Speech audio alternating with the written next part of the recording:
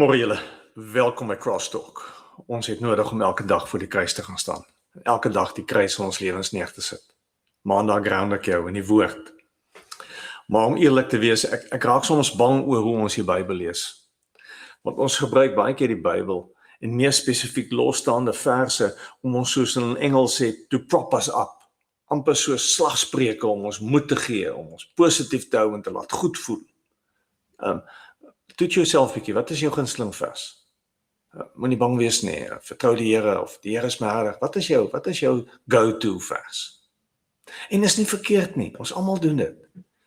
Dit help ons om vas te hou aan God se beloftes en soms is dit al wat ons het en kan onthou as die lewe vreemde draai maak. Maar daar's meer, daar's baie meer. En die volheid van die Bybel vra dat ons dieper delf en verder soek en verder kyk as net hierdie een versie of gedagtes wat onderstreep is in ons Bybel.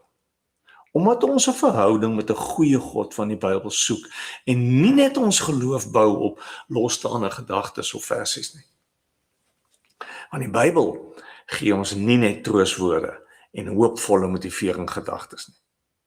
Dit is soms hard en daag ons uit en konfronteer ons met ons skadekante, met ons sonde, met ons wegloop en dit wat ons doelbewus verkeerd doen en kies en dink en sê wie ons is en hoe ons nie lief het nie en nie God vertrou nie.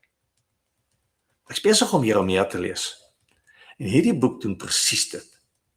Boodskap van Jeremia is 'n harde boodskap aan God se volk oor alles wat hulle nie is nie en nie reg doen nie en hoe hulle doelbewus teen God kies. En dan hoe God hulle gaan straf, hoe hulle vyande teen hulle gaan oorlog maak, hoe hulle in ballingskap weggevoer gaan word.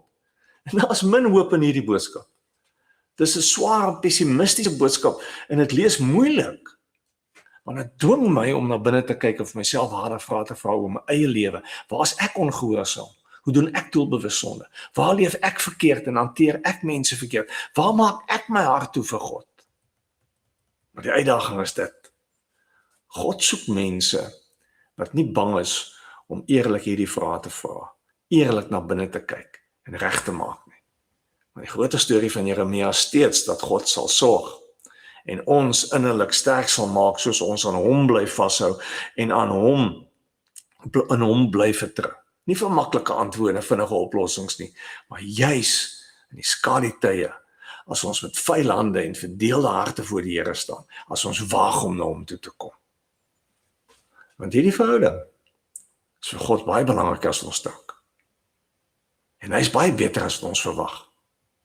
Of dink ons verdien. Bly op hierdie pad. Mooi.